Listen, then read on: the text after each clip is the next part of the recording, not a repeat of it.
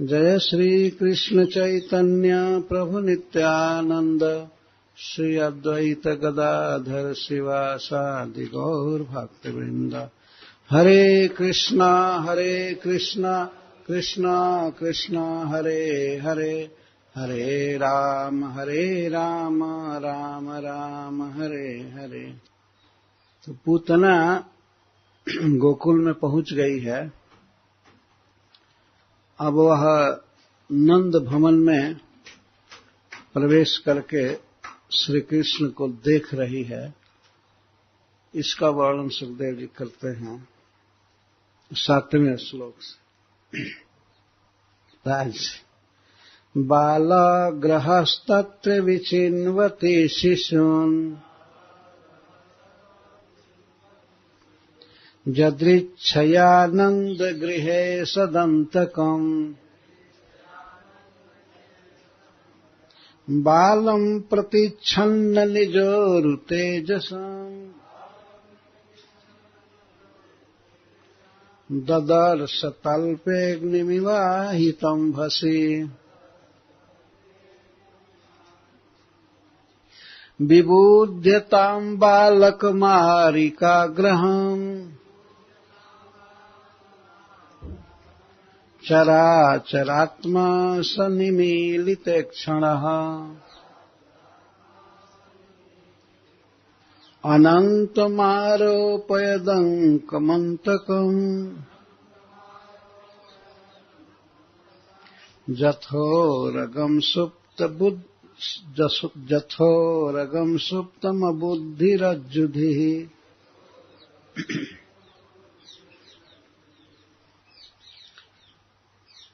बालग्रह पूतना तत्र गोकुले शिशुन विचिन्वती।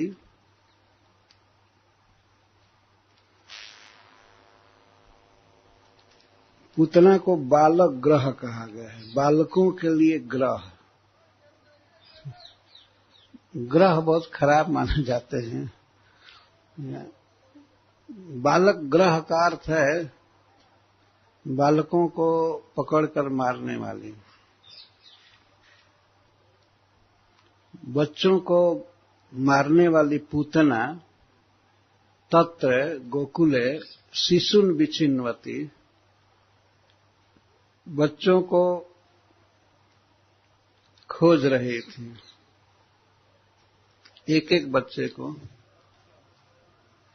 बच्चे को मार करके फिर दूसरे बच्चे को ऐसे वो खोज रही थी। तो भगवान की लीला शक्ति से पूतना किसी भी ब्रजवासियों के बच्चे को नहीं मार पाई थी। मारती थी वो। असल में जिस दिन योग माया ने कह दिया कंस से कि तुम बच्चों की हत्या मत करो, तुमको मारने वाला कहीं जन्म ले चुका है। योग माया ने ये नहीं बताया कि यहीं पर जन्म लिया मत कारागृह में। कह दे यत्र क्ववा, जहां सोचो वही, यह सब जगह है। यह वो जन्म ले चुका है। व्यर्थ बच्चों की हत्या मत करो। कंस बहुत डर गया और देवकी वसुदेव को कारागृह से निकाल दिया हथकड़ी बेड़ी खोल करके। इसके बाद आया लगभग 1-2 बजे की घटना होगी रात में, जन्माष्टमी के दिन। इसके बाद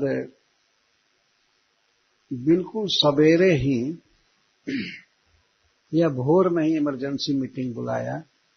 जितने उसके सचिव थे सब 1 नंबर के खल थे। अघासुर बकासुर आदि जो भी असुर थे सबको बुलाया।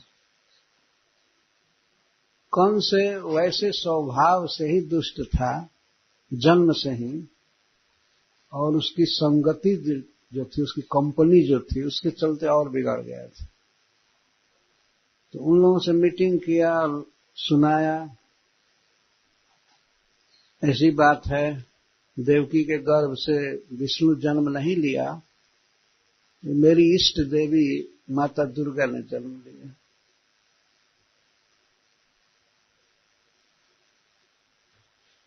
और वो आकाश में उड़ करके जा करके हमको चेतावनी दी कि तुमको मारने वाला कहीं जन्म ले चुका है। इस बात पर वो लोग ध्यान दिए, व्यर्थ बच्चों की हत्या मत करो, इस वाक्य पर कोई ध्यान नहीं गया। हाईलाइट किया उसने कि मुझे मारने वाला कहीं जन्म ले चुका है। वो लोग दूसरे वाक्य को भी सुन रहे थे कि व्यर्थ ही बच्चों की हत्या मत करो। इस वाक्य को गौर कर दिया, तब वे लोग कहे एवं चेत्तर ही भोजेंद्र पूरा ग्राम ब्रजादिशु।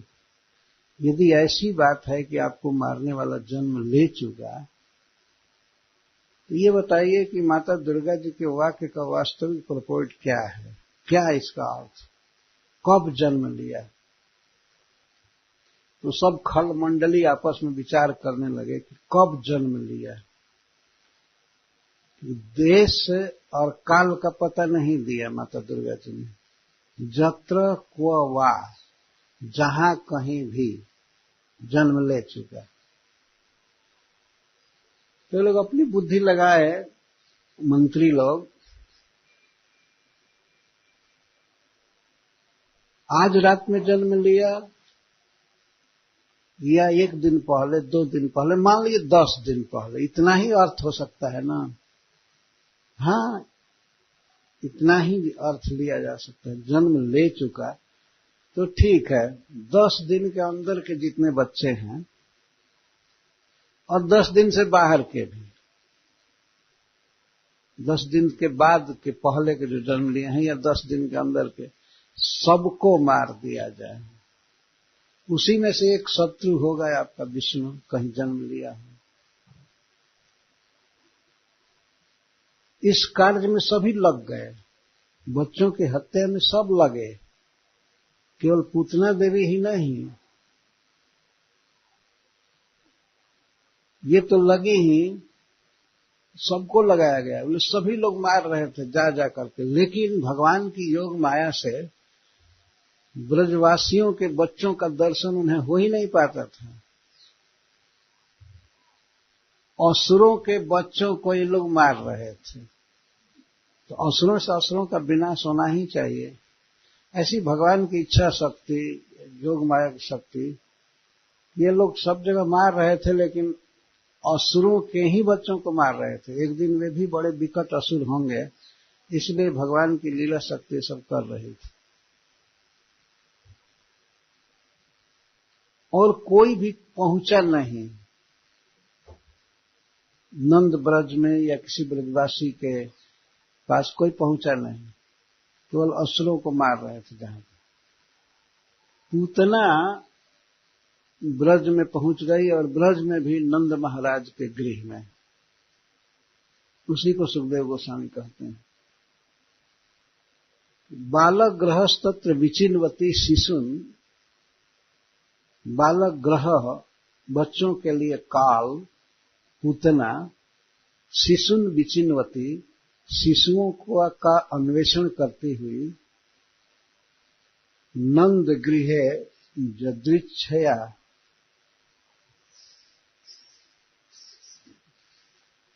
बालम ददर्श। यदृच्छया का अर्थ श्रीपाद सनातन गोस्वामी जी करते हैं यदृच्छा। यदृच्छया का एक अर्थ है बिना नोटिस के, बिना फोन किए, पूर्व से कोई सूचना नहीं थी। और यदृच्छा का एक अर्थ है किसी अचिंत सौभाग्य से। पूतना का बहुत बड़ा सौभाग्य था कि वह नंद बाबा के घर में पहुंच गई, नंद गृह। पूतना का उद्धार भगवान ने किया। वास्तव में उसने कुछ भी सुकृत नहीं किया था। वैसे एक कथा है कि जब भगवान वामन देव बलि महाराज के यहाँ दान मांगने गए थे, बहुत सुंदर थे भगवान वामन देव। तो बलि महाराज की एक पुत्री थी रत्नमाला। उसने जब देखा भगवान वामन देव को, बहुत सुंदर रूप, तो उसके मन में यह इच्छा हुई कि मैं इस बच्चे को दूध पिलाती कितना अच्छा होता है। उसे इच्छा हो रही थी, वात्सल्य भाव उमड़ा, इसको मैं वामन को दूध पिलाती, बहुत अच्छा है। लेकिन जब ये वामन बहुत नाटक किया और अंत में सारी पृथ्वी, सारा भूमंडल ले लिया, तो उसके मन पर इसका बड़ा विपरीत प्रभाव पड़ा। इतना क्रोध आया कि उसने सोचा कि इसको जहर पिला करके मार देना चाहिए। भाव में परिवर्तन होता रहता है। तो इस प्रकार का संकल्प हुआ। तो ऐसा कहा जाता है कि वही रत्नमाला पूतना के रूप में जन्म ली। तो भगवान ने इसका दूध पिया, पर दूध जहर पिलाकर मारना चाहते थे। भगवान तो मर सकते नहीं। भगवान भी चाहे कि हम मर जाएं तो नहीं मर सकते। वास्तव में ये उनकी इच्छा के विरुद्ध है। कई बात के लिए श्री भगवान बाध्य हैं, परवश हैं। वो स्वरूप से ही अमर हैं, अविनाशी हैं। यहां तक कि उनका अंश आत्मा भी अविनाशी है। इसको किसी भी तरह से मारा नहीं जा सकता। शरीर को मारा जाता है, शरीर को जलाया जाता है या पानी में गीला किया जाता है, लेकिन आत्मा नहीं। फिर परमात्मा कैसे मरेगा? तो भगवान इस बात के लिए बाध्य है कि वे नहीं मरेंगे, और अपने शरण में आए हुए को ये भगा नहीं सकते। ये अधिकार उनको नहीं है, कतई अधिकार नहीं है। एक बार केवल एक व्यक्ति को उन्होंने थोड़ा ठुकराया, और दुर्वासा जी को, क्योंकि बहुत बड़े भक्त द्रोही थे। अम्बरीश महाराज का वध करना चाहते थे, इसलिए भगवान उनको ठुकरा दिए। भगवान ने ये उपाय बताया कि आप जिसका अपराध किए हैं उस अम्बरीश के पास जाइए। यदि अम्बरीश आपको क्षमा कर देते हैं तो ठीक है, लेकिन हम नहीं क्षमा करेंगे, हमारा चक्र रुकेगा नहीं। एक ही उदाहरण है कि भगवान की शरण में गया हुआ व्यक्ति और ठुकराया गया है। तो भगवान का ऐसा स्वभाव है, अपने शरण में आए हुए को वे ठुकरा नहीं सकते। ये उनका स्वभाव है, कोई कानून नहीं ऊपर से बना है, स्वभाव है। तो श्री भगवान का ये स्वभाव है, उनके पास कोई आवे तो उसका कल्याण करते ही हैं। ऐसे सद्गुण संपन्न हैं श्री भगवान। कोई किसी भी अभिप्राय से उनके पास जाए, श्री कृष्ण उसका मंगल ही करते हैं, हित करते हैं। पूतना के दोषों को श्री भगवान देखे नहीं। यद्यपि बहुत क्रूर हृदय था पूतना का, लेकिन भगवान उसके इस डार्क साइड को नहीं देखे। उन्होंने केवल यही देखा कि यह गोपी ड्रेस पहनी है। पहला तो ये देखा उन्होंने, ब्रजवासी जैसा पहनते हैं ऐसा पोशाक पहनी। हृदय तो बहुत क्रूर था, लेकिन वेशभूषा बहुत अच्छी थी। और दूसरे, वो भगवान के घर में आई थी। भगवान ब्रज में रहते हैं, तो मथुरा भी उनका घर है, लेकिन यहाँ जो जन्म लिए हैं गोकुल में, तो भगवान ने विचार किए कि मेरे घर में बेचारी आई, यह अविद्या से ग्रस्त है, इसको कुछ भी पता नहीं है मेरा, और अपने स्वरूप का भी पता नहीं। लेकिन मुझे ऐसा नहीं सोचना चाहिए, इसके दोषों को नहीं देखना चाहिए। भगवान ने केवल यही देखा कि हमारे घर में आई है और हमारे भक्त का वेश बनाई है, हमारे माँ का आचरण कर रही है, दूध पिलाना चाहती है, तो भगवान सदा के लिए उसे दूध पिलाने वाली ही बना लिए। ये भगवान का स्वभाव है। तो श्रीपाद जीव गोस्वामी जी कहते हैं अभिमुख्य मात्रेण, केवल इसलिए कि वह वृंदावन में आई, बस, और कोई गुण नहीं था पूतना में। हमारे पास आई है बस, किस लिए आई है इस पर श्री कृष्ण ने कोई ध्यान नहीं दिया। ऐसा सद्गुण भगवान में है, ऐसे गुण हैं विलक्षण। तो उसी को श्रील सुखदेव गोस्वामी कहते हैं जदृच्छया, जदृच्छा से, भगवत कृपा से, अपने अचिंत्य शुभ कर्म से या सौभाग्य से वह पहुंच गई नंद बाबा के भवन में। और नंद गृह में आकर के उसने तल पे बाल पर्यंक पर, बाल पलंग पर सुलाए हुए श्री कृष्ण को देखा। आहितम साइतम, सोए हुए श्री कृष्ण नहीं, सुलाए हुए श्री कृष्ण। अभी 6 दिन के थे तो अपने से क्या सोएंगे।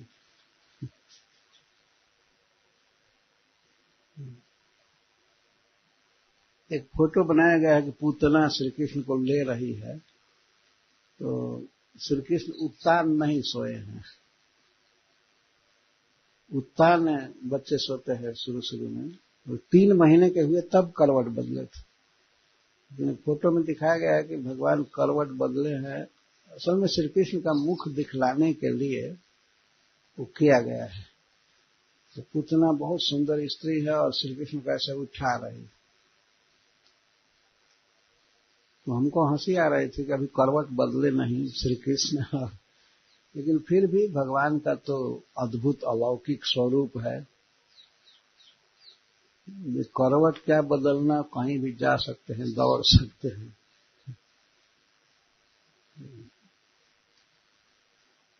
जदृच्छा शब्द पर विशेष विचार करने की जरूरत है। कैसे नंद बाबा के घर में चली गई? एक तो अर्थ है भगवद इच्छा से।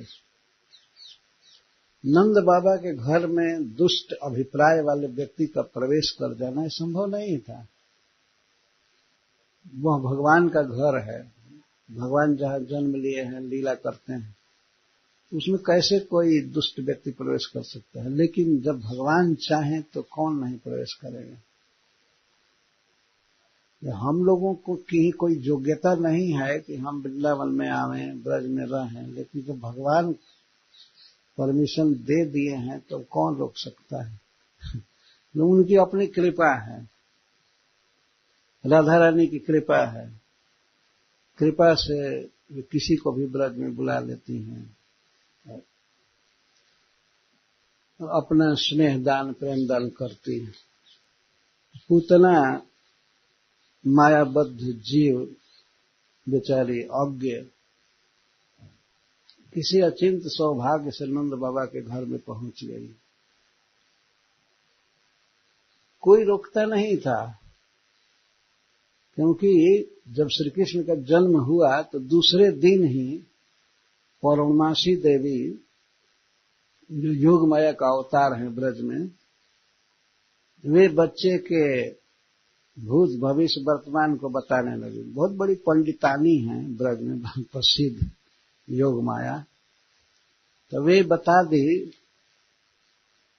इस बालक में बहुत गुण है।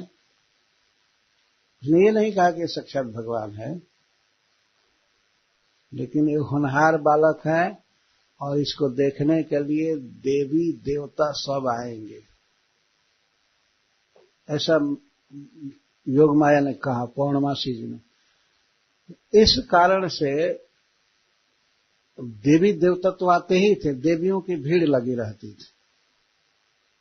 पार्वती जी आ रही हैं, या लक्ष्मी जी आ रही हैं, या अरुंधति आ रही हैं, वशिष्ठ जी की पत्नी, तो लोग आते ही रहते थे। जब योग माया ने कह दिया था कि आते ही रहेंगे, तो उसी दफा में लोग समझे कि अब ये भी एक देवी आई हुई है, पूतना को भी लोग समझते थे कि एक देवी है, अद्भुत तेज, और वास्तव में भगवान ने अपना तेज पुतना में भरा था अपनी लीला करने के लिए, कोई इसको रोक ना पावे। जब भगवान अपने तेज को ही उसमें देंगे, अपनी सुंदरता तेज सब कुछ, तो कौन रोके उसको।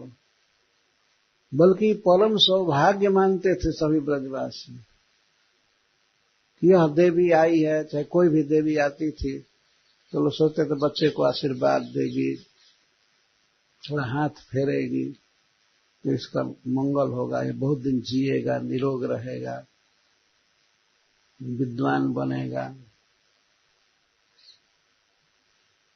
इस तरह के आशीर्वाद की आकांक्षा रखते थे वे। इसीलिए पूतना को किसी ने नहीं रोका, यह आकांक्षा बनी रहती थी कि आशीर्वाद दे, देवी आई है। और स्त्रियों ने तो, ब्रज गोपियों ने तो साक्षात लक्ष्मी ही मान लिया, लक्ष्मी जैसा ही माना। थोड़ा थोड़ा अंतर दिख रहा था लक्ष्मी जी से, क्योंकि लक्ष्मी जी जमीन पर पैर नहीं देती है, कुछ ऊपर रहती है। और देवी लोग आती थी तो आकाश में ही, चाहे 1 फीट या जो भी ऊंचा रहती थी।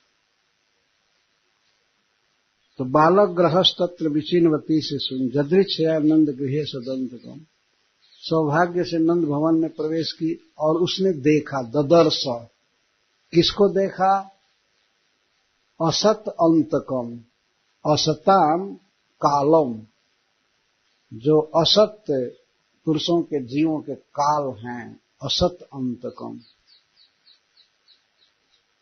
लेकिन पूतना ने उनके असत अंतकत्व को नहीं देखा, वो ये नहीं देखी कि ये असत का अंत करने वाला है। असत का अर्थ है दुष्ट, और वास्तविक इसका अर्थ है असत। ये जो सत्ता है प्राकृत जगत की, ये है असत। तो जो जन्म मृत्यु का नाश कर देते हैं, मुक्त कर देते हैं, अपने धाम में ले लेते हैं, वे हैं असत अंतकम, अंतक, अंत कर देते हैं। अब वे पूतना के प्राकृत जीवन का अंत करेंगे, और इस प्राकृत सत्ता के परे एक दूसरी सत्ता है जहां भगवान नित्य विहार करते हैं। गीता में भगवान स्वयं कहते हैं, परस्तस्मात् भावज्ञो अव्यक्तो व्यक्तात् सनातन यह स सर्वेषु भूतेषु नश्यत्सु न विनश्यति। इस प्राकृत प्रपंच के परे एक दूसरा जगत है, और उसके बारे में भगवान कहते हैं वो मेरा धाम है। यहां जैसे बहुत हलचल है, बहुत काम धंधा, बहुत लोग भरे पड़े हैं, बहुत प्रकार के विचार, खान पान है, इससे एक भिन्न सत्ता है जिसको वैकुंठ कहते हैं, भगवान का धाम। वहां भी ऐसे ही हलचल है, लेकिन स्वाभाविक क्रियाएं हैं, कोई बहुत परिश्रम नहीं, और ऐसा नहीं है कि कोई घटना सुनी जाए कि एक्सीडेंट हो गया वहां पर, ये हो गया वो हो गया, और अखबार में टीवी में नाना प्रकार की चीजें आती रहती। वहां भगवान की लीलाएं होती हैं भक्तों के साथ, और हमेशा दिव्य ट्रांसडेंटल सुख की स्थिति रहती है। असत अंत का अर्थ है कि इस प्राकृतिक सत्ता से मुक्त करके भगवान अपने धाम में प्रवेश करा देते हैं, ले लेते हैं, इसीलिए उनको असत अंतकम कहा गया। पूतना ने देखा असत अंतकम बालम, लेकिन फिर भी श्री कृष्ण भयावह हैं, काल हैं असत पुरुषों के लिए, लेकिन फिर भी पूतना ने उनको देखा बालम, बाल्य माधुरी में लीलायमान थे, लेटे थे बाल पर्यंक पर, छोटे से पर्यंक पर। छोटे छोटे बच्चों के लिए छोटा आसन होता है, झूला झूलते हैं, तो उसी पर श्री कृष्ण लेटे हुए थे। तो श्रील सुखदेव गोस्वामी कहते हैं बालम, बच्चा, बिल्कुल जैसे बच्चा सोया रहता है वैसे लेटे हुए थे। आहितम, मां यशोदा ने उनको सुलाया था पर्यंक पर। कैसे उसने उठा लिया, वो डरी नहीं। जब भगवान असत के अंतक हैं, नाश करने वाले हैं, काल हैं, तो डरी नहीं, वह डरी नहीं, क्योंकि प्रतिच्छन्न निजोर तेजसम, श्री कृष्ण अपने उरु तेज, अपने महान तेज को प्रतिच्छन्न करके रखे थे। बाल चेष्टा से, बाल माधुरी से, बाल लीला से वो अच्छन्न रखे थे।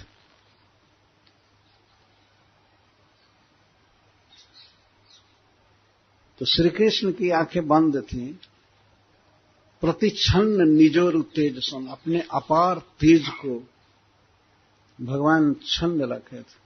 श्री कृष्ण में अपार तेज है। अर्जुन ने देखा, और संजय जी कहते हैं कि भगवान ने जब अपना रूप प्रकट किया, विराट रूप, तो एक समय में यदि करोड़ों, हजारों, लाखों, करोड़ों सूर्य उदित हों, और जितनी प्रभा, जितना तेज होगा, जितना प्रकाश, उतना प्रकाश महात्मा श्री कृष्ण के शरीर से निकल रहा था। बार बार महात्मा शब्द का प्रयोग संजय जी किए हैं गीता में। महात्मा, महात्मा का, श्री कृष्ण का जो शरीर है ये महा है, एक तो अचिंत्य अद्भुत है। आत्मा माने शरीर, स्वरूप। असली महात्मा तो श्री कृष्ण है, और उनके जो भक्त होते हैं वे महात्मा होते हैं। महात्मानस्तु माम पार्थ दैवी प्रकृतिमाश, दैवी प्रकृतिमाश, दैवी स्वभाव के होते हैं भगवान के भक्त। तो भगवान ने महाआत्मा है, अद्भुत उनका शरीर है, अद्भुत तेज है, सब कुछ अद्भुत है। तो संजय जी ये कहते हैं कि हजारों सूर्य यदि एक साथ उगे, इसको अभूतोपमा अलंकार कहते हैं। ऐसा कभी होता नहीं है, लेकिन मान करके चला जाता है कि एक साथ तो केवल एक ही सूर्य उगता है, लेकिन यदि हजार सूर्य उगे एक साथ, और जितना प्रकाश हो सकता है उतना प्रकाश भगवान के शरीर से निकल रहा था। तो इतने महान प्रकाश वाले श्री भगवान, इतने तेज वाले, बाल्य लीला में अपने तेज को छिपाए हुए थे। यदि नहीं छिपाए होते तो पुतना के गोद में कैसे चले जाते हैं, कैसे उठा सकते थे? इसी के लिए भगवान अपने तेज को छिपाए थे, और मुग्ध बालक की लीला कर रहे थे। बच्चे जब जन्म लेते हैं, छोटे रहते हैं, तो वे उत्तान सोए रहते हैं और पैर को ऐसे करते रहते हैं, पैर को चलाते रहते। तो श्री कृष्ण उस समय रो नहीं रहे थे, प्रसन्न थे, आंखें बंद की। उनको देखा, कैसे हैं श्री कृष्ण? भस्म भसी अग्निमिव, जैसे भस्म से ढका हुआ अग्नि हो, उस तरह से श्री कृष्ण अपने तेज को छिपा करके स्थित। हम लोग तो छोटे छोटे अग्नि को देखे हैं कभी कभी, जैसे कोल्हू समझते हैं ना, जहां गन्ना पेरा जाता है, तो गन्ने के रस को औंटने के लिए बहुत बड़ा चूल्हा होता है। उस चूल्हे में आग लगाई जाती है, तो तत्काल यदि वो कड़ाही उतार दी जाती है तो अभी आग बनी रहती है। कुछ देर के बाद ऊपर भस्म जमने लगता है, राख, लेकिन भीतर कमर भर या गर्दन तक भरा हुआ आग रहता है। कई बार किसी भूल से कोई पशु या कोई मनुष्य उसमें गिर जाता है, तुरंत जल जाता है। ये तो छोटे से अग्नि का उदाहरण है। दवाग्नि लगती है तो उसमें कितनी आग होती होगी, लेकिन आग पर धीरे धीरे भस्म जम जाता है, राख जम जाती है। तो जैसे किसी प्रचंड अग्नि पर भस्म जमी हो, इस तरह से श्री कृष्ण अपने तेज को छिपाए हुए थे। कोई बच्चा नहीं है, कोई देवता नहीं है, हैं अनंत शक्तिशाली श्री भगवान। तो बाल लीला से अपने अपार तेज को छिपाए हुए थे। ऐसे श्री कृष्ण को पुतले ने देखा, ददर्श तल्प पर, पर्यंक पर, उसको बाल पर्यंक श्रीपाद सनातन गोस्वामी जी लिखे, छोटे से पलंग पर सुलाए गए थे, उन्होंने देखा और पूतना ने देखा। तो पूतना पर अब विचार कर रहे हैं श्री भगवान। विबुध्यताम बालकमारिका ग्रहम, भगवान ने समझ गए पूतना के आने के पहले ही कि बालक मारिका ग्रहम, बच्चों का वध करने वाली एक ग्रह है, बच्चों के लिए बहुत खतरनाक। वो समझ गए।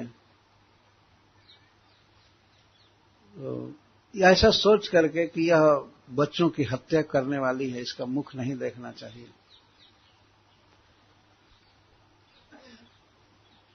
अमीलित लोचन आशा बभुआ, वे आंखें बंद कर लिए। श्री कृष्ण के लीला है, बाल लीला, ये ध्यान करने योग्य है। पूतना नंद गृह में आई और भगवान ने आंखें बंद कर लिया। तो श्री कृष्ण आंखें बंद कर लिए, इसका ये अर्थ नहीं समझना चाहिए कि हाँ स्वाभाविक बच्चे आंख बंद कर लेते हैं। नहीं, भगवान की कोई भी क्रिया निष्प्रयोजन नहीं होती है, उसके बहुत से उद्देश्य होते हैं। तो भगवान अपनी आंखें बंद कर लिए।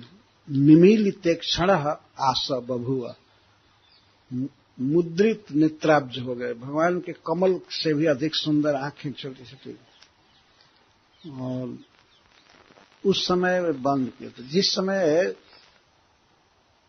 श्री कृष्ण नेत्र बंद कर रहे थे दोनों, तो शुरू से ही सुखदेव गोस्वामी भाव नेत्र से देख रहे हैं कि अब आंखें बंद हो रही हैं। पूतना की आंखों से इनकी आंखें मिलेंगी नहीं,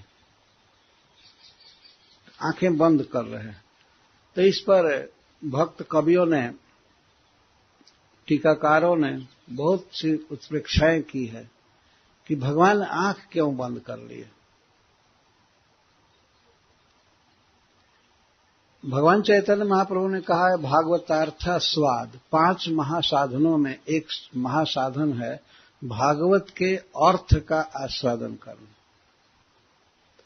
अर्थ का आस्वादन करना, आस्वाद का अर्थ होता है कोई बहुत स्वादिष्ट चीज सुनने को मिली, पढ़ने को मिली या खाने को, तो उसमें और उत्कंठा से खाने की चेष्टा करना, सुनना, विचार करना।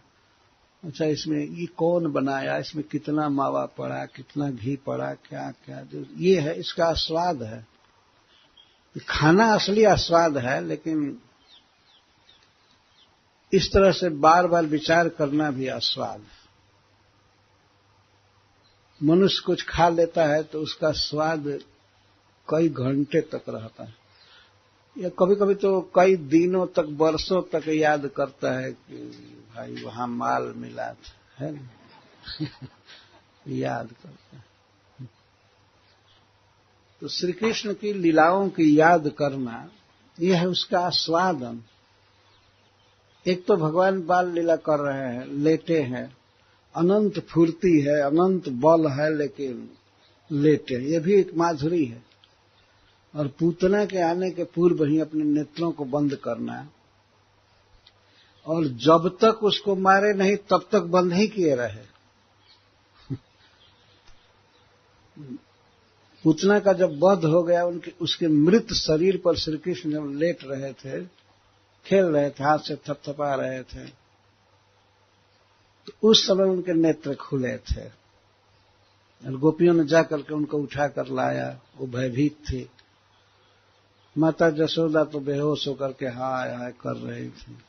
तो गोपियां गईं और वो लाई थी। तो श्री कृष्ण की यह जो लीला है नेत्राब्ज, नेत्र कमल मुद्रित करने की, बंद करने की, इसके पीछे क्या रहस्य है? भगवान ने क्या सोच करके नेत्र बंद किया? इस पर कई भक्तों ने उत्प्रेक्षाएं की हैं। सबसे अधिक उत्प्रेक्षा हरिश्वरी जी की है, श्रीपाद सनातन गोस्वामी जी किए हैं, श्रीपाद वल्लभाचार्य जी किए हैं। तो हम लोग तो इन आचार्यों के भक्तों के ही भाव का आस्वादन कर सकते हैं, उसी का आस्वादन करना चाहिए। तो आइए हम इसको पढ़ते हैं कि क्या सोचकर भगवान ने अपना नेत्र बंद किया। हरिश्वरी जी और सभी आचार्यों की टीकाओं को भाई जी श्री हनुमान प्रसाद पोद्दार लिखे हैं। तो उनका एक प्रवचन है, तो उस प्रवचन में वे कहते हैं,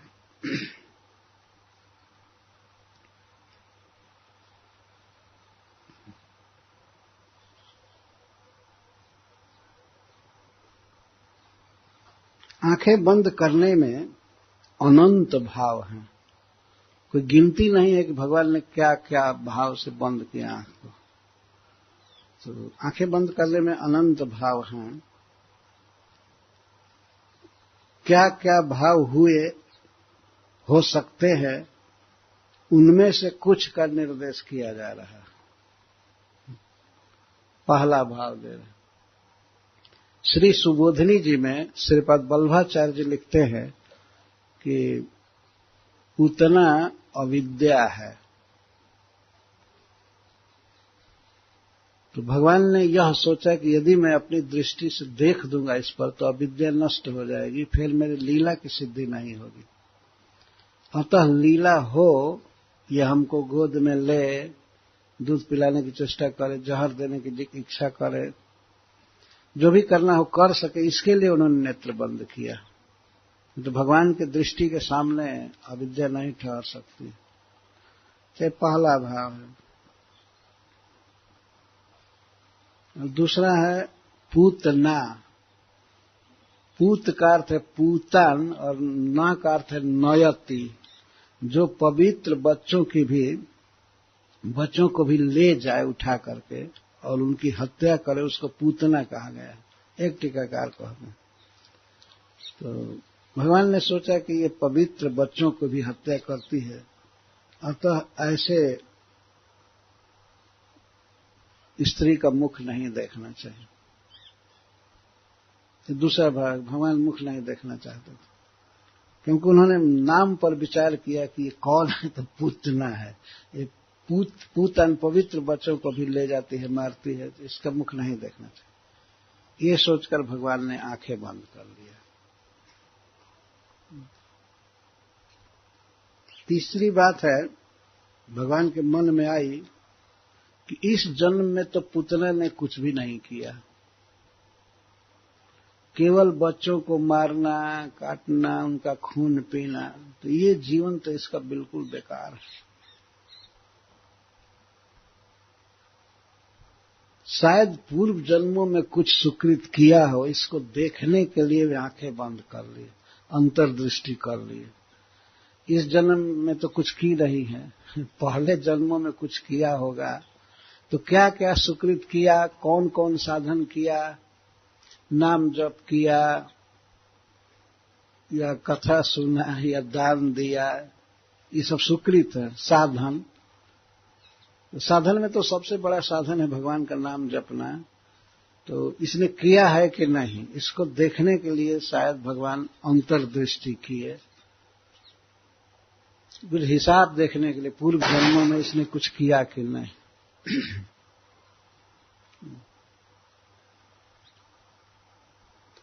तीसरा भाव। चौथा भाव है, भगवान के मन में आया कि आज तक मैंने जिनका भी दूध पिया है वे बहुत पवित्र वात्सल्यमयी मेरी माताएं रही, किसी भी अवतार में जब मैं दूध पिया तो बहुत सुकृति पुण्यवती का दूध, पुण्यात्मा का दूध पिया, चाहे गौओं का पिया या मां का पिया। लेकिन अब ये मुझे बहुत बड़े पापनी का दूध पीना पड़ेगा, तो क्या करूं? तो जैसे कोई रोग होने पर कोई बहुत तीखा काढ़ा कोई पी जाता है, तो चिरायते का काढ़ा होता है, तो अब तो मुझे आंख बंद करके और पी ही लेना चाहिए। जो पिलाने के लिए आई है बहुत दुष्टा, लेकिन दूध पिलाने के लिए आई है, तो मुझे पी ही लेना चाहिए। तो जैसे आंख बंद करके लोग दवा पी लेते हैं, तो हमको पीना चाहिए। मैं देखा बच्चों को कहते हैं पी जाओ, आंख बंद कर लो, कटोरी लगाओ, पी जा आंख बंद करके पी जाते हैं। तो इसीलिए भगवान ने मानो आंखें बंद किया कि अब इसको तो पीना जरूरी ही है, और आंख बंद करके पिए। 5वां भाव है, भगवान के उदर में अनंत जीव निवास करते हैं। तो जब ये लोग देखे कि ये पूतना आई है और पूतना का स्तन भगवान पिएंगे जिसमें हलाहल विष लगा है, तो वे 2 भाव से घबराने लगे।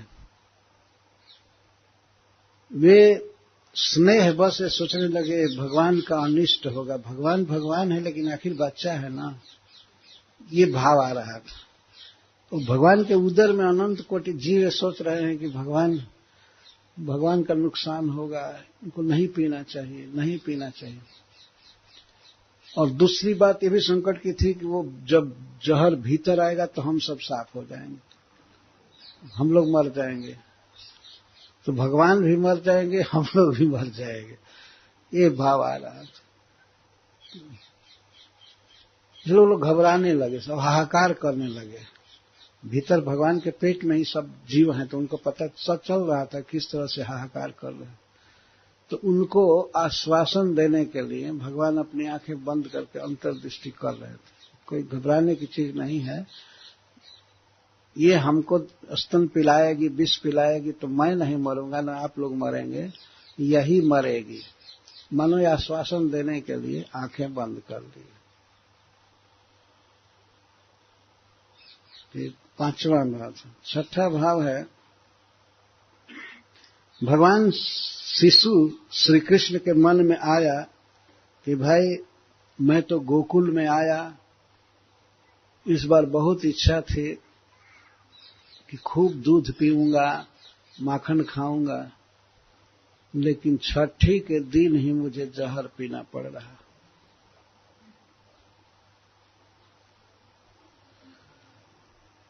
छह दिन के थे, उसी दिन जहर पीना पड़ रहा। तो भगवान ने विचार किया कि जहर पीना जिनका काम है, जो इसमें अभ्यस्त हैं, भगवान शिव, उनका ध्यान करने लगे कि आप अपना पी लीजिए हिस्सा और हमको दूध ही पीने दीजिए। भगवान शिव अमृत पीने नहीं आए थे।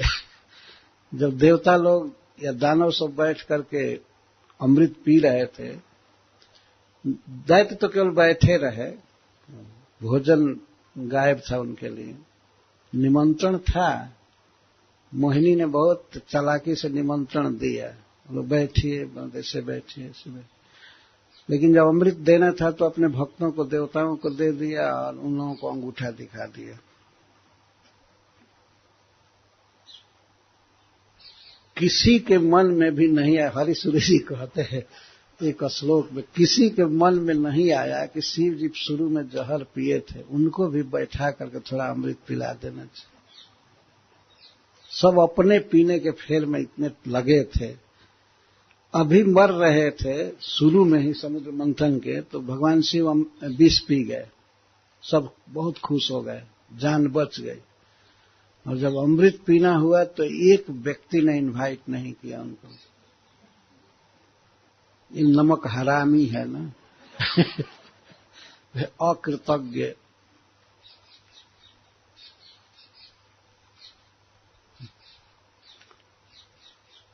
लेकिन भगवान अजित भी वहां थे, तो वो तो भगवान शिव की महिमा बढ़ाने के लिए ये सब लीला कर रहे थे, पर उनको अमृत नहीं दिया गया, विष दिया गया। विष में पी लिया और उनको कोई पीने के लिए कहा नहीं। वो तो विष को खत्म करने के लिए चाहे जिस उपाय से लोग प्रार्थना कर रहे थे, तो भगवान शिव स्वयं ही पी गए। इसका मतलब है कि उनको मजा है विष पीने में। अतः भगवान श्री कृष्ण सोचने लगे कि हम तो दूध पीने के लिए आए, माखन खाने के लिए आए, छठी के दिन ही विष पीना पड़ रहा है, इसलिए हे शिव जी, आपका प्रिय, आपका अभ्यस्त भोजन तैयार है, आप पीजिए, हम तो दूध ही पिएंगे। मानो इसके लिए शिव जी का ध्यान करने लगे। ठीक है, एक समय में भगवान बहुत बातें सोच सकते हैं, अद्भुत उनकी ज्ञान शक्ति है।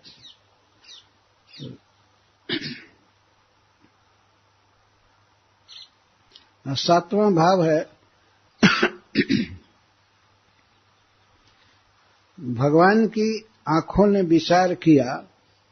भगवान के दो आंख विचार कर रहे हैं, भगवान नहीं, भगवान की आंखें विचार कर रही हैं कि भगवान तो सर्वतंत्र स्वतंत्र हैं, जिसको जो मन करता है दे देते हैं, दुष्ट या शिष्ट नहीं देखते हैं।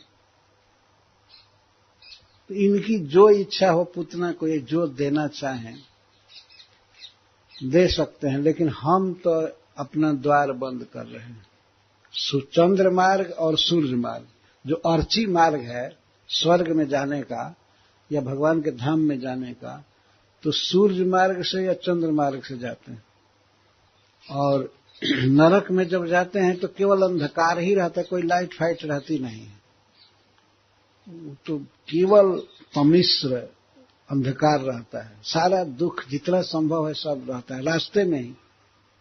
रास्ता भी बहुत खराब, और रास्ते में जो आसपास दवाग्नि लगी रहती है, भूख प्यास तो रहती ही है, दवाग्नि, गर्म बालू, सूर्य का ताप ऊपर से, बहुत दुख है। और रास्ता में कोई लाइट नहीं है, उसको अंधकार मार्ग कहते हैं। परंतु स्वर्ग में जाने का और भगवान के धाम में जाने का रास्ता बिल्कुल लाइट से भरा हो, तो उसको चंद्र मार्ग कहते हैं। कुछ जोगी लोग चंद्र मार्ग से जाते हैं स्वर्ग में, भगवान के धाम में, और कुछ सूर्य मार्ग से। तो सूर्य और चंद्रमा दोनों भगवान के नेत्र पर निवास करते हैं। तो वे सोच रहे हैं कि भगवान तो स्वतंत्र हैं, इनकी मर्जी, जिसको जो देना चाहें, तो पूतना को या उच्च गति दे या नीच गति, इसमें स्वतंत्र है। पर सब समझ, ये दोनों समझ लिए कि ये उच्च गति देने वाले हैं, परंतु पूतना के कर्म को देख करके लोग इतने रंज थे कि इन्होंने अपना अपना द्वार बंद किया। भगवान को जिधर से भेजना हो भेजें, लेकिन हम तो कपाट बंद करेंगे, हम इसको नहीं जाने देंगे। अर्ची मार्ग से, प्रकाश मार्ग से, चंद्र मार्ग और सूर्य मार्ग से इसको नहीं जाने देंगे। तो ये लोग अपना अपना द्वार बंद कर दें। इसमें भगवान के लिए कुछ नहीं कहा जा रहा है कि वे कुछ सोचे, भगवान के नेत्र सोचे कि हम अपने अपने मार्गों को अवरुद्ध करेंगे। एक प्रकार से हड़ताल किए कि हम इस मार्ग से नहीं जाने देंगे। भगवान में कृपा है, लेकिन कृपा की बाढ़ है, ये तो कुछ भी कर सकते हैं, पर हम नहीं जाने देंगे। और जिस रास्ते से भेजे हम अपने मार्ग से नहीं जाने। इसीलिए भगवान के दोनों नेत्र द्वार बंद हो गए।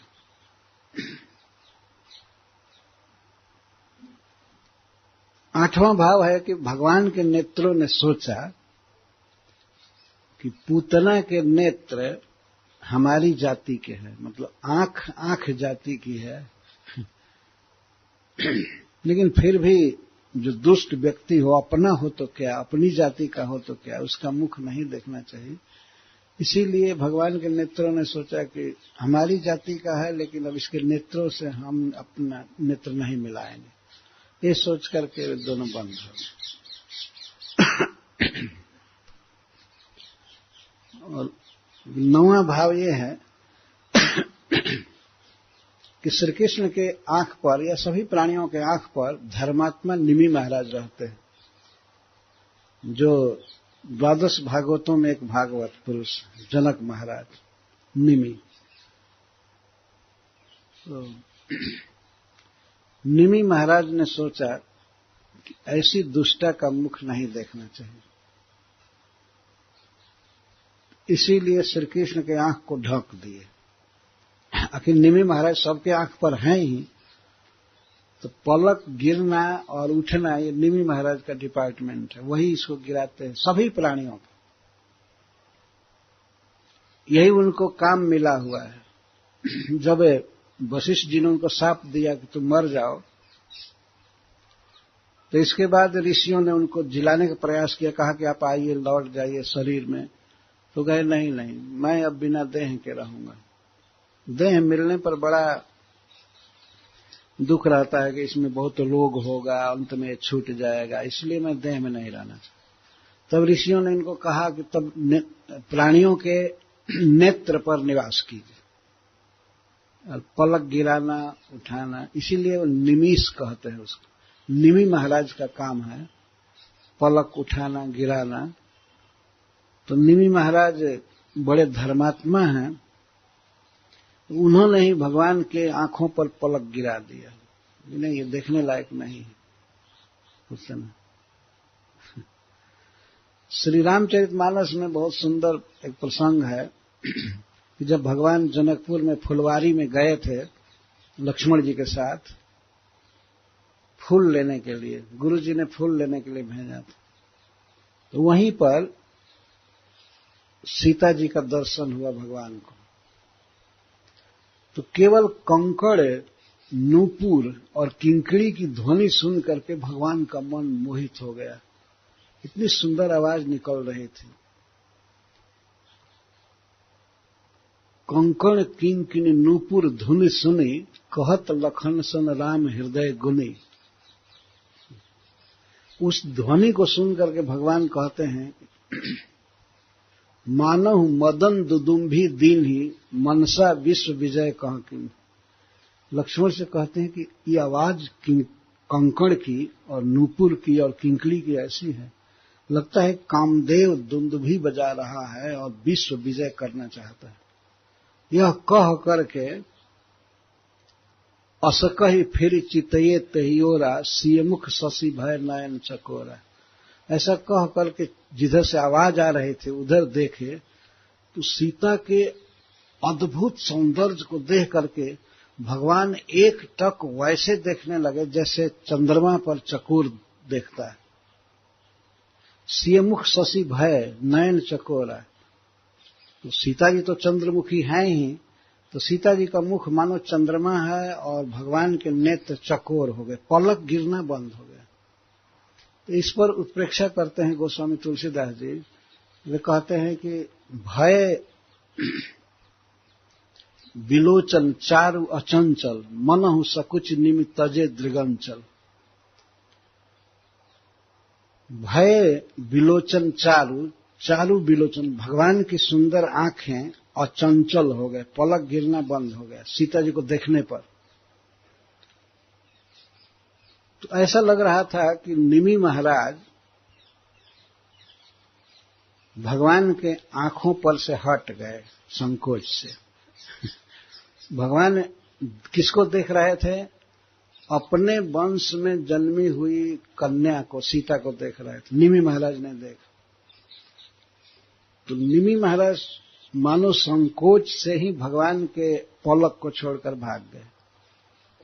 वो छोड़ दिए। क्या उत्प्रेक्षा है। मनहु सकुचि निमि तजे दृगंचल, मानो जनक महाराज छोड़ करके चले गए। संकोच हुआ। इसमें भी संकोच हुआ कि अब पलक क्या गिरावें, जो इस तरह से सीता को देख रहे हैं तो पलक गिराना ठीक नहीं। दूसरा संकोच ये था कि अब जब हमारे कुल की बेटी और हमारा दामाद परस्पर देख रहे हैं तो यहां हमको रहना ठीक नहीं, यहां से चले गए। मनहु सकुचि निमि तजे दृगंच। तो ये भी उत्प्रेक्षा जो हरीश्वरी की है कि निमि महाराज परम धर्मात्मा है, इसलिए भगवान की आंखों को बंद कर दिए, पलक गिरा दिए, उठाए नहीं। जब तक वध नहीं कर लेंगे तब तक नहीं उठाएंगे।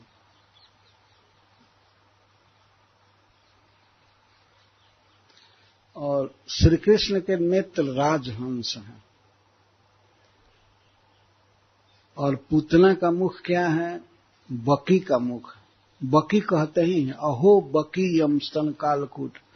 बकी का क्या अर्थ है? बक का अर्थ है बगुला, और बकी का अर्थ है बगुला की स्त्री। ये कोई भी स्त्री जो बगुला जाति की है, जो बकी कहते। बक बकी। बक क्यों कहते हैं बगुला को? जो ब करोती सब बक। बगुला को देखेंगे आप पेड़ पर कहीं तो बा करते रहते, इसलिए उनको बका कहते हैं।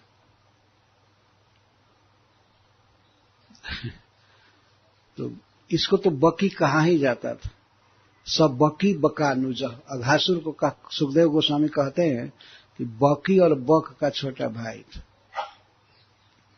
बकासुर बड़ा भाई था, और तो बड़ी बहन थी पूतना,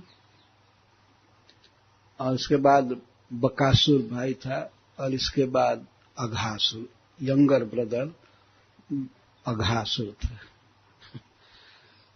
तो भगवान के नेत्र राजहंस हैं, तो राजहंस बकी का मुख कैसे देखेगा? कोई राजहंस किसी राजहंस के साथ विहार करेगा तो बगुला और बगुली को केवल देखे, इसीलिए भगवान के नेत्र बंद हो गए। हम नहीं देखे। हम राजहंस हैं तो हम बकुली का मुख नहीं देखे, ये सोच करके बंद हो।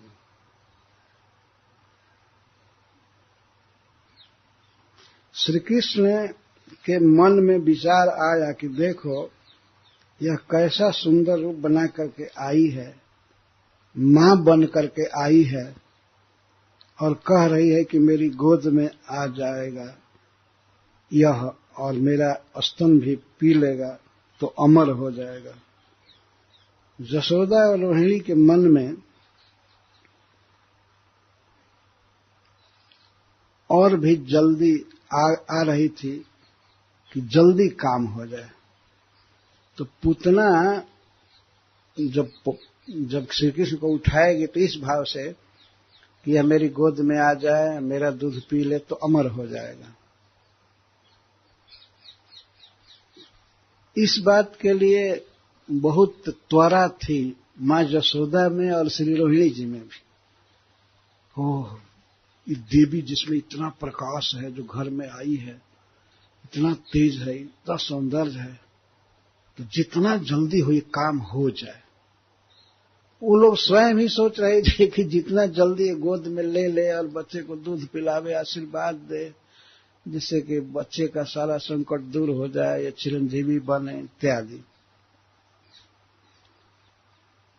लेकिन भगवान ने विचार किया कि यह ऐसा नाटक कर रही है, मां बन करके आई है, आशीर्वाद देने आई है, और इसका इतना क्रूर हृदय है, तो ऐसी दुष्टा का चेहरा देखना ठीक नहीं। ये सोच करके भगवान के नेत्र बंद हो गए। अच्छा, और दूसरी बात है, श्री कृष्ण के मन में एक बात और आई, कहीं आंखें खोले रहूं और पूतना यह समझ जाए कि निर्भय है तो कहीं लौट न जाए। यदि मैं आंखें खुली हुई रखूंगा, देखूंगा, तो ये सोचेंगे कि इसको भय नहीं है, तो कहीं लौट न जाए, ऐसा न हो कि हमें गोद में न ले। तो इसीलिए भगवान अपना भय दिखाने के लिए कि भयभीत है, बच्चे नेत्र बंद कर लेते हैं, ऐसे देखा जाता है, अपना भय सूचित करने के लिए और अपनी मुग्धता सूचित करने के लिए आंखों को बंद कर लिए। भगवान ने सोचा कि अपने को तो राक्षसों को मारना ही है, राक्षसी को मारना ही है, किंतु स्त्रियों का मारना पाप माना गया है। इस राक्षसी को तो हमें मारना है, लेकिन विचार कर रहे हैं कि स्त्री को मारना पाप है।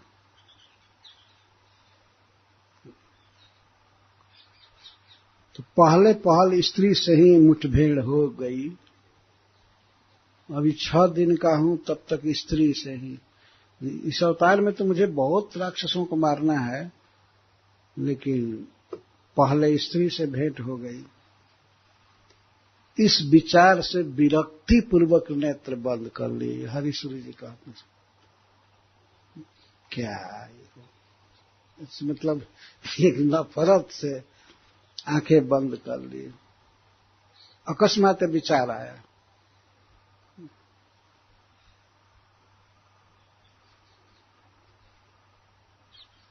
और भगवान श्री कृष्ण ने विचार किया कि मेरी आंखों में हमेशा करुणा भरी रहती है, क्रोध नहीं रहता है।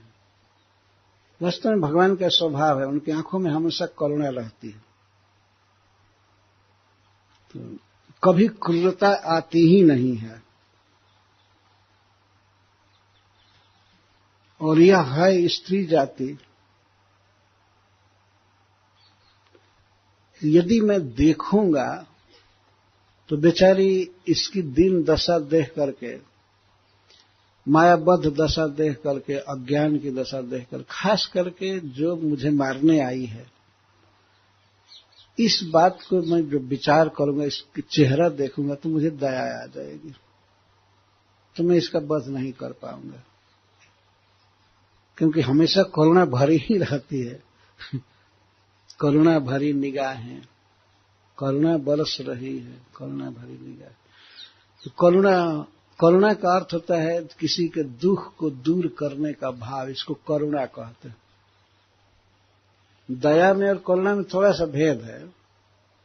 दया का अर्थ है किसी को कुछ देने की भावना, और करुणा का अर्थ होता है किसी के दुख को दूर करने की भावना। दुखी है, उसका दुख दूर कर देना, इस भाव को करुणा शब्द द्वारा व्यक्त किया जाता है। तो भगवान के आंखों में स्वाभाविक स्नेह रहता है, सबके प्रति करुणा रहती है। वे तुरंत विचार करते हैं कि कोई व्यक्ति किस दुख में है, उसके दुख को दूर करना है। स्वाभाविक, उसके लिए कोई अलग से प्रयास नहीं करना पड़ता भगवान के आंखों को। तो उन्होंने सोचा कि यह बेचारी स्त्री जाति की है, अविद्या से ग्रस्त है, अज्ञान में है, तो इसको देखने पर मुझे करुणा आएगी, और करुणा दृष्टि से देखूंगा तो फिर मारूंगा कैसे। और यदि मैं बनावटी क्रोध करके देखूं तो ये देखते ही जलकर भस्म हो जाएगी मेरे आंखों से। भगवान की आंखों में ये भी है। भागवत में लिखा गया है कि भगवान ने केवल दृष्टि से ही अर्जुन को विजय दे दिया। जो दिखा रहे थे अर्जुन को कि ये देखो, ये कुरुवंशियों को, अपने मामा को, चाचा को, इसको, उसको, साले को, तो अपनी काल दृष्टि से सबकी आयु का हरण कर रहे थे। दृष्टि मात्र से हरण कर लिए। उन हरण केवल आयु का ही नहीं, उनके संसार बंधन का भी हरण कर लिए। अर्जुन के रथ पर बैठकर दिखा रहे थे अर्जुन को, देखो, इनको देखो, इनको देखो, अपने श्रीमद अंगुली से दिखा रहे थे, इनको देखो। दोनों सेनाओं में इधर देखो, इधर देखो। तो भीष्म पितामह जी कहते हैं कि अपनी काल दृष्टि से पर सैनिकानाम आयु अक्षणा हृत, विपक्ष के सैनिकों की आयु को हर लिए और अपने पक्ष के लोगों का, उनका संसार बंधन हर लिया, और विपक्ष का भी संसार बंधन हर लिया। श्री कृष्ण की दृष्टि में स्वपक्ष विपक्ष कुछ नहीं है। जो कृपा करके कुरुक्षेत्र में विद्यमान थे, और यही बहुत बड़ा लाभ था। जो भी कुरुक्षेत्र में वीर मरे उनको भगवान का धाम मिला। ये उद्धव जी कहते हैं भागवत में। ये लाभ था, भगवान डायरेक्ट मौजूद थे उस युद्ध भूमि में। तो सबका मोक्ष हुआ, सबकी मुक्ति हुई, परमार्थ हुआ। तो इस तरह से भगवान के आंखों में अग्नि भी है, अगर रंज होकर के देखें तो भस्म हो जाती पुतला। इसलिए उन्होंने न तो देखना उचित समझा क्रोध दृष्टि से, न करुणा दृष्टि से। बेटर है बंद कर लें, तो बंद कर लेंगे तब मार सकेंगे उसको, और वो भी गोद में ले पाएगी, लीला होगी। इसीलिए करुणा दृष्टि या क्रोध दृष्टि, दोनों दृष्टि खत्म, आंख बंद कर लिया उन्होंने। ये सब उत्प्रेक्षाएं हैं और बहुत सुंदर हैं। श्री कृष्ण के मन में आया कि यह धात्री का वेश बनाकर आई है, धात्री को मारना उचित नहीं। धात्री कहते हैं जो दूध पिला करके बच्चे का पालन करे या मांजे, धोवे, अंग सम्मार्जन करे, कपड़ा धोवे, सब तरह से नर्स। आज का नर्स तो बहुत विपरीत है, आधे सब पैसे से करती है। लेकिन भगवान ने सोचा है धात्री का वेश धारण करके आई है, धात्री को मारना उचित नहीं है, इसलिए इस वेश को देख करके इसे छोड़ देना चाहिए। इसलिए नेत्र बंद कर लिए। भगवान ने देखा, ये सोचा कि अगर मैं इस भेष में देखूंगा, गोपी वेश में, तो मैं नहीं मार सकता हूं इसको। अतः भगवान ने शुरू से ही नेत्र बंद कर लिया कि इस भेष में नहीं देखूंगा। वैष्णवी बनकर आ रही है, इसको मैं कैसे मार सकता हूं। और भी मां का वेश धारण करके, धात्री का वेश धारण करके आ रही है, मारना ठीक नहीं, मैं मार नहीं पाऊंगा, इसके लिए नेत्र बंद कर लिया। ऐसे मारना है लेकिन इस भेष को देख करके नहीं मारूंगा, तो आंख बंद किए किए मारूंगा। क्या ये भाव है। भगवान वास्तव में ये सब बातें सोचे होंगे।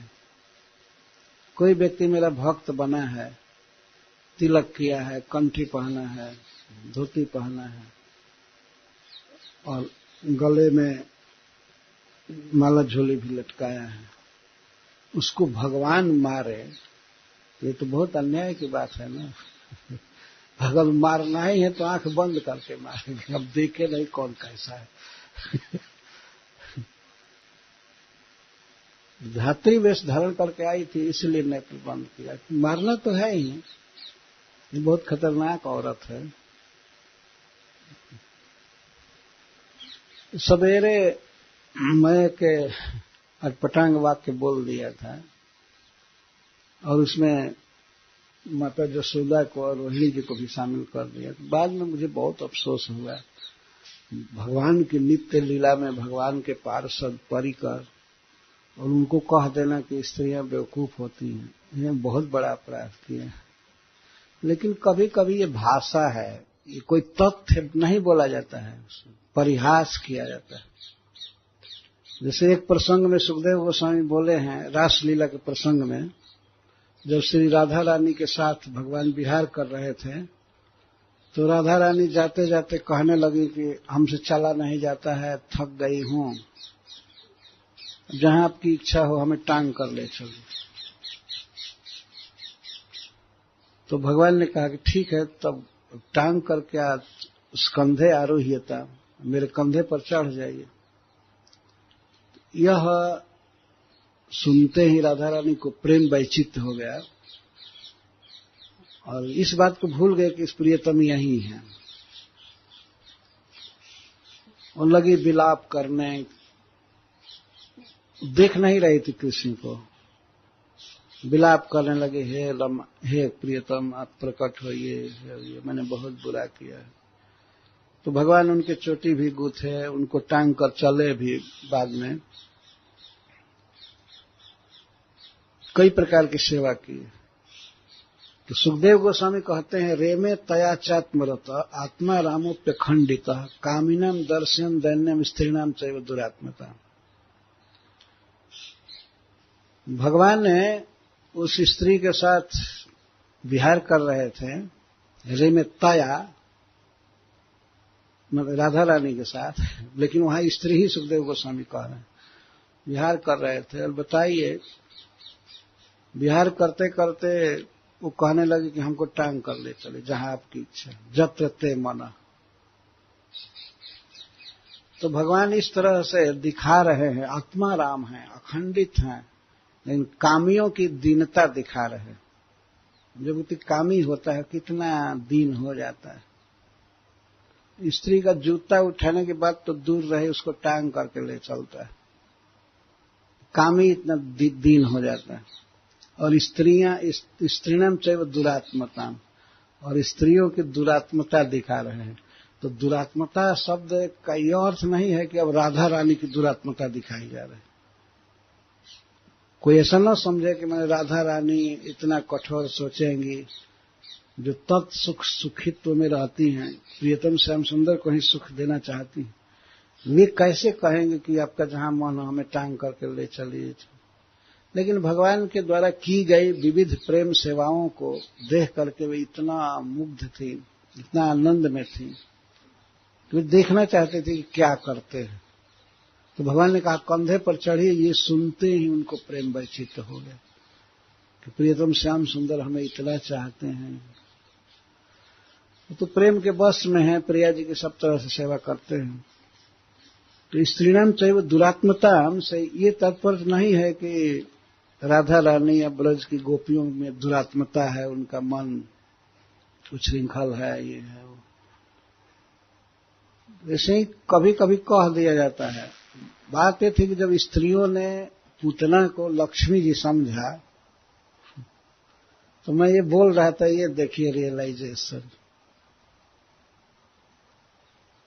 एकदम विपरीत रियलाइजेशन हो रहा है। कभी कभी लोगों से पूछा जाता है इस विषय में आप अपना रियलाइजेशन सुनाइए, तो वो रियलाइजेशन हो रहा था। हमने अपने गांव में रामनवमी के दिन एक रियलाइजेशन देखा था स्त्रियों का तो बहुत छोटे होंगे हम लोग, तो रामनवमी का दिन था। रामनवमी के दिन माता काली की पूजा होती थी, घर द्वार लीप पोत करके बहुत अच्छा से। और यहां तक कि काली जी घर में जाएंगी तो इसके लिए रंगोली बनाया जाता था कि यहां पैर रखेंगे, यहां पैर रखेंगे, यहां रखेंगे, और घर को खुला रखा जाता था।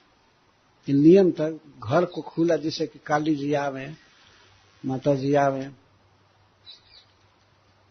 तो अकस्मात एक कुतिया खुला था, उसमें घुस गई थी। उसको हम लोगों के यहां पीली कहते हैं। तो कुतिया घुस गई थी, वो परिचित कुतिया थी, हम लोग जानते थे ये जाती रहती, चोर कुतिया थी, घुस जाती थी। तो जो पकवान रखा हुआ था, पुआ पूड़ी, उसको चापुल चापुल खा रही थी, आवाज कुछ आ रही थी। तो स्त्रियों का रियलाइजेशन देखी। इधर आंगन में कुछ स्त्रियां जुटी और कहती तो ओहो, वो माता काली जी प्रकट खा रही है। कोई देख नहीं रही थी, काली जी प्रकट खा रही है। भले आइलू ये मैया, भले आइलू ये मैया, हे माता जी बहुत अच्छा हुआ आप आई, ओहो भाग्य, हमसे प्रसन्न है, ये प्रसन्न है। और कुछ देर तक ऐसे ही बस मुग्ध रही, और तब तक तो पूरा भोग लगा करके वो काली जी निकल गई। उसका नाम भी था, इस समय याद नहीं। अरे ये तो है कुतिया ही आई। ये रियलाइजेशन था। देवी जी प्रकट हो गई थी। यदि देखा गया नहीं होता, वो खा करके मान ली चुपके से निकल गई होती, तब तो काली जी ही खाई थी। अच्छा भाव था। माता काली जी प्रकट होकर के भोग लगा रही है, खा रही है। तो इसलिए मैं कुछ रियलाइजेशन इतना गलत हुआ स्त्रियों को कि मैं कुछ बोल दिया, उसके लिए क्षमा कीजिएगा। भगवान के परिकरों पर इस तरह से बोलना बहुत बड़ा अपराध।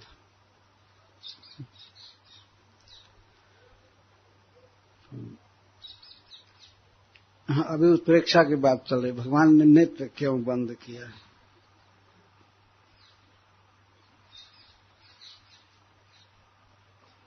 भगवान ने फिर सोचा, अच्छा, श्री भगवान ने फिर सोचा कि योग चित्तवृत्ति का निरोध करता है और चित्तवृत्ति के निरोध के लिए संसार को सामने से हटाकर आंखें बंद करनी पड़ती हैं। तो योग से चित्त को एकाग्र करने से, भगवान में लगाने से बड़े बड़े संकट दूर हो जाते हैं। तो भगवान ने सोचा कि 6 दिन का हूं और यह बहुत भारी विपत्ति आ रही है, तो मानो वे नेत्र बंद करके ध्यान करने लगे, योग करने लगे। योग का अर्थ योगासन नहीं, योग का अर्थ भगवान में चित्त लगाना। ध्यानावस्थित तद्गतेन मनसा पश्यन्ति यम योगिनः। ध्यानावस्थित भगवान को देखते रहते हैं एकाग्र चित्त से, ध्यानावस्थित चित्त से भगवान को देखते रहते हैं। तो मानो श्री कृष्ण इसलिए नेत्र बंद किए कि बहुत भारी संकट आ रहा है, अब इसको योग से पार करूंगा, इसलिए नेत्र बंद कर लिए। पूतना निश्चय करके आई थी कि यह ब्रज के सारे बच्चों को मार डालेगी, परंतु भगवान की ऐसी कृपा कि जिनकी रक्षा भगवान करे उसको कौन मारे। ब्रज का एक भी बच्चा इसको दिखाई नहीं दिया। श्री कृष्ण ने सोचा कि यह बालकों को खोजती हुई सीधे मेरी प्रेरणा से यहाँ आई है। भक्त का बुरा करने की बात तो दूर रही, जो मन में भी भक्त का बुरा करने की सोच लेता है उसका मुंह मैं कभी नहीं देखता। भक्त का बुरा तो कोई असुर कर नहीं सकता, पर वह मेरा द्वेष बन जाता है। जिसने मेरे भक्त का बुरा चाहा उस दुष्ट का मुख मैं नहीं देखना चाहता। ब्रज के सभी बालक मेरे सखा हैं और मेरे परम भक्त हैं। इनको मारने का संकल्प करके आने वाली पूतना का मैं मुंह नहीं देखना चाहता, इसीलिए भगवान के नेत्र बंद कर लिया। तो मेरे भक्तों को मारने आई है तो इसलिए इसका मुख नहीं देखना चाहिए। कोई मन से भी भक्त का अनिष्ट सोचे तो भगवान उसका मुख नहीं देखना चाहते। इसके बाद एक और बात है, भगवान के मन में आई कि पूतना की बड़ी भयानक राक्षसी आकृति थी और उसको छिपा करके वह दिव्य रमणी बनकर आई है। यह ऐसी माया से बनी है और मेरी दृष्टि पड़ते ही माया खुल जाएगी। जहां मैंने देखा इसका माया रूप हट जाएगा और राक्षसी रूप प्रकट हो जाएगा। इसके इस भयानक रूप को देख करके मेरी मां जसोदा रोहिणी डर जाएंगी, इसलिए भगवान ने नेत्र बंद कर ली। माया रूप है, कपट रूप है, और भगवान ने सोचा कि देखूंगा तो फिर माया रूप नहीं रह जाएगा, इसका भयावह रूप प्रकट हो जाएगा। तो कहीं इसके भयानक रूप को देख करके मेरी मां जसोदा और श्री रोहिणी जी के हृदय की गति न रुक जाए। ये भगवान सोचा हार्ट अटैक कर सकता था, इतना भयानक थी। तो भगवान ने सोचा नहीं देखना है, जिसे कि वो लोग अलाउ कर दें कि हाँ गोद में उठाओ, चाहे करो, दूध पिलाओ।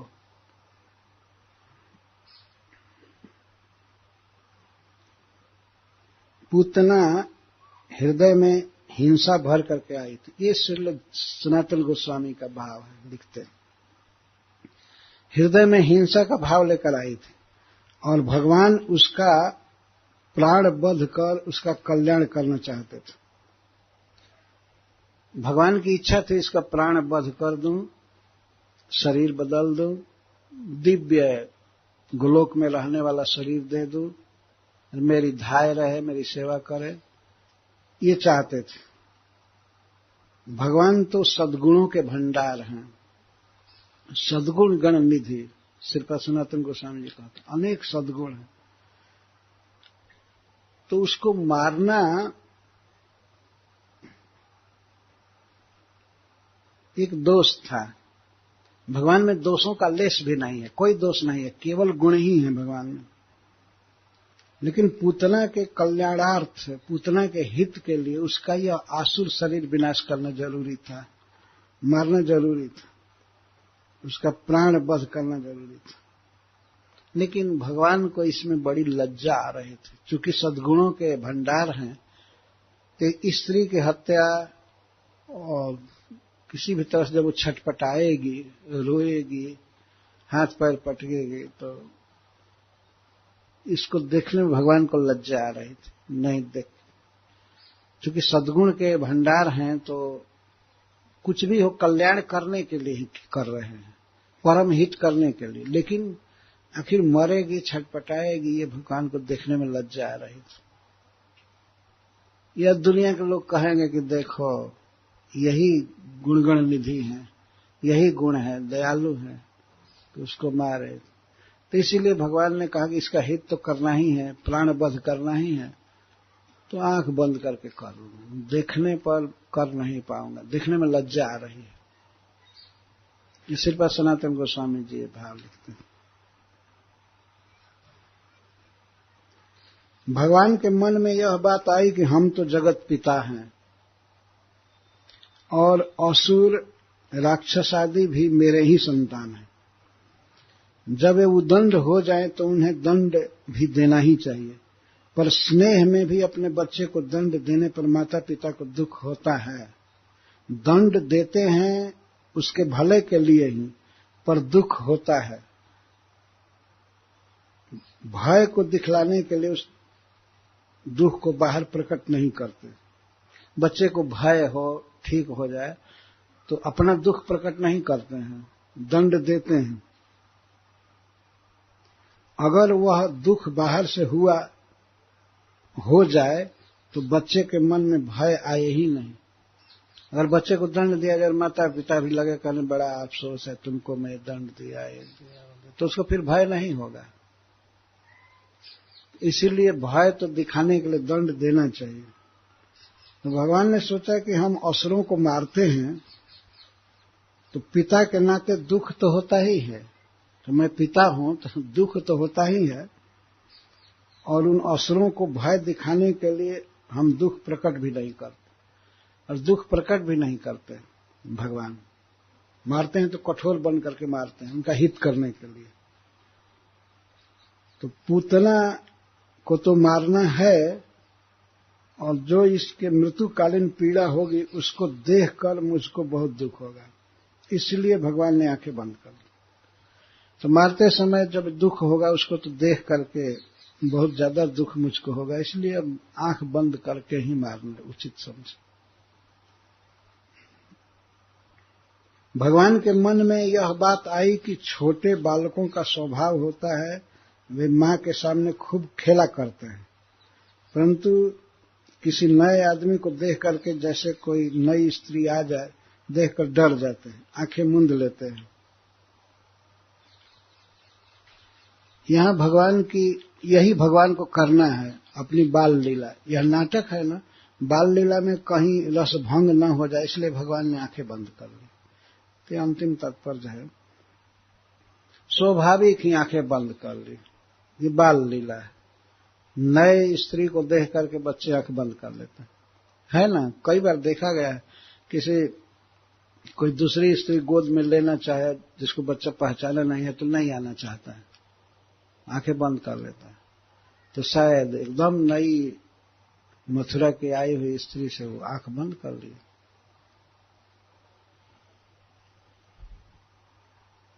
तो इस प्रकार भगवान श्री कृष्ण आंखें बंद कर लिए।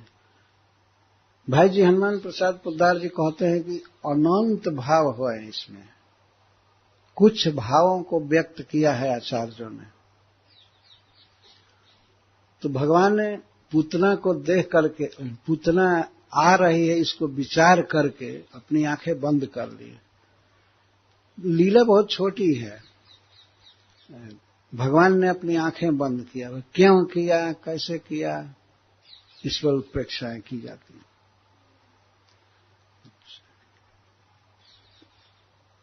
तो जब श्री कृष्ण आंखें बंद किए थे तो पुतले ने क्या किया,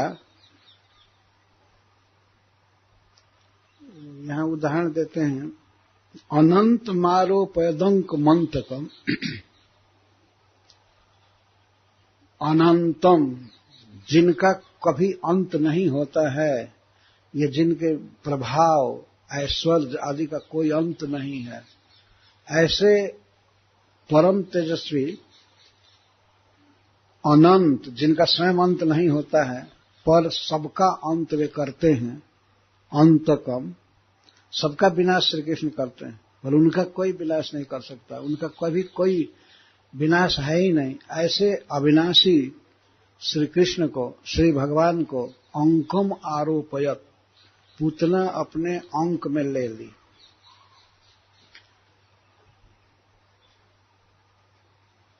जैसे जथा सुप्तम उर्गम अबुद्धि रज्जुद्धि, अबुद्धि, किसी के पास कोई बुद्धि नहीं है, मूढ़ व्यक्ति है, वो जैसे सर्प को, भयावह सर्प को जो सोया हुआ है, कुंडली बना करके सोया है और उसको रज्जुधि, उसमें रज्जु बुद्धि करके रस्सी समझ करके उठा ले, ऐसे पुतला ने उठा लिया। श्री कृष्ण की उपमा सांप से दी जा रही है। पुतना के लिए ये उचित है, ये ऐसा डसेगा स्तन पर ही कि वो मर जाएगी। कभी कभी कोई भक्त सुखदेव गोस्वामी पर बड़े व्यंग करते हैं कि यही उदाहरण मिला उनको, लेकिन देखिए किस प्रसंग में उदाहरण दिया जा रहा है। जैसे कोई मूर्ख व्यक्ति सोए हुए सांप को रस्सी समझ करके उठा ले, वैसे ही श्री कृष्ण को जो अनंत हैं, सबका विनाशक हैं, काल हैं, उनको अपने गोद में उठा लिया और बड़े ही पुचकारते हुए, सहलाते हुए, कितना सुंदर है, जुग जुग जियो बेटा, जुग जुग जियो, सुखी रहो, कह करके उठा ली, गोद में उठा ली।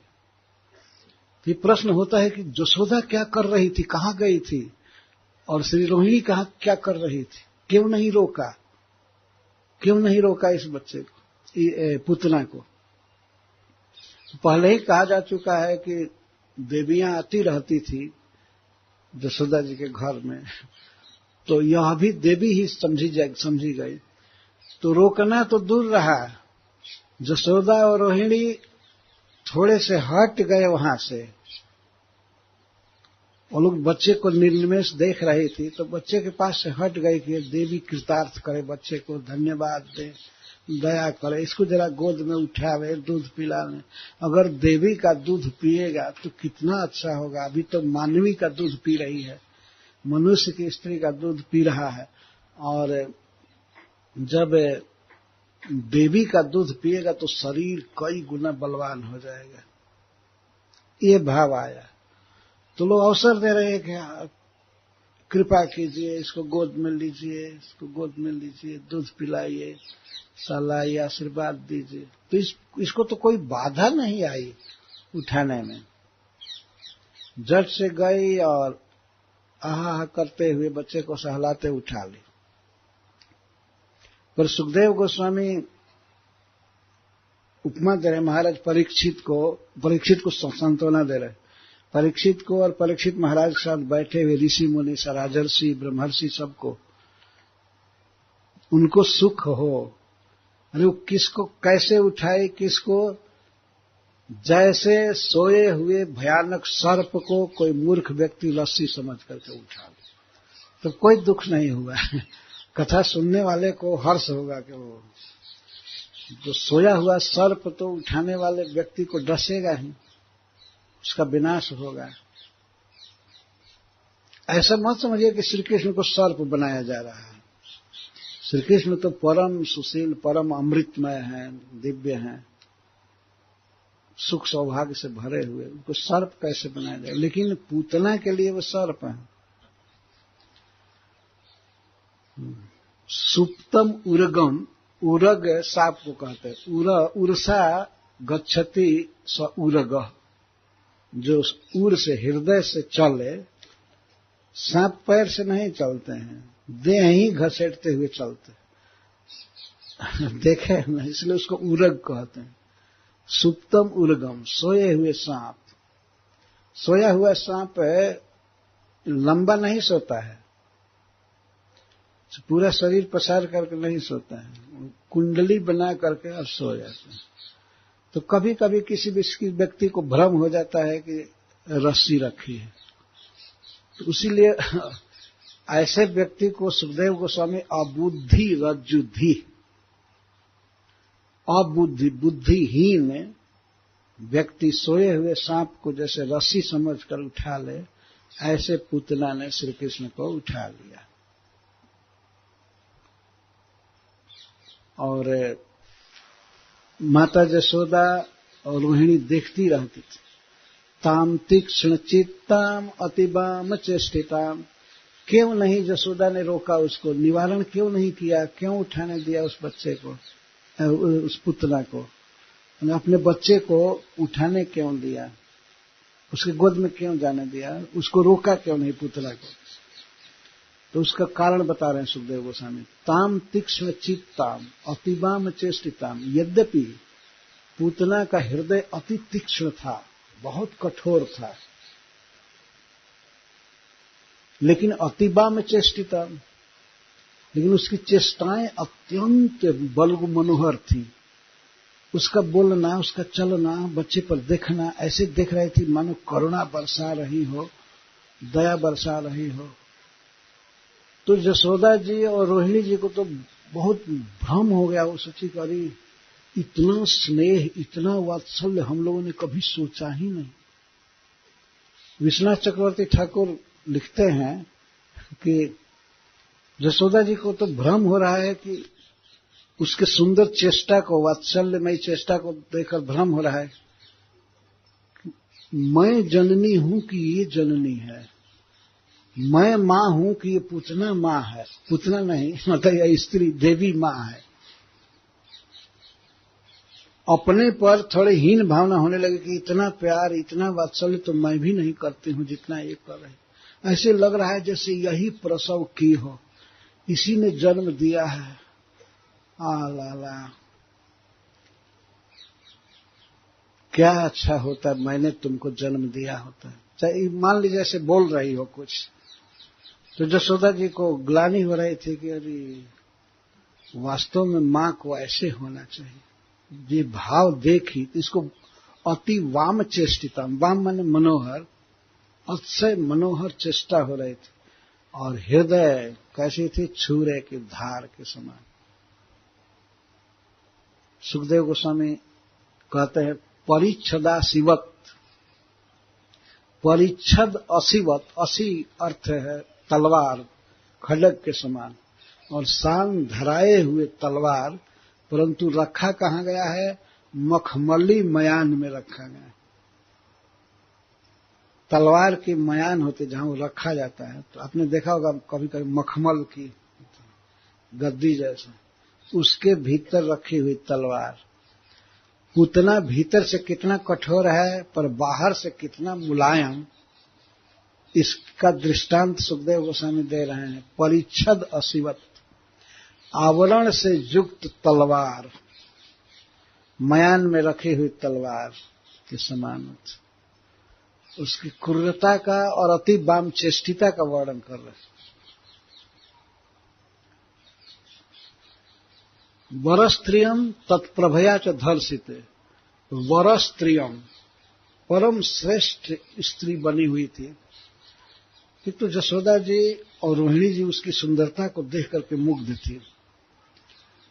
इतना परम सुंदर और परम व्यवहार, मृदुता थी व्यवहार में, तो वात्सल्य भाव था।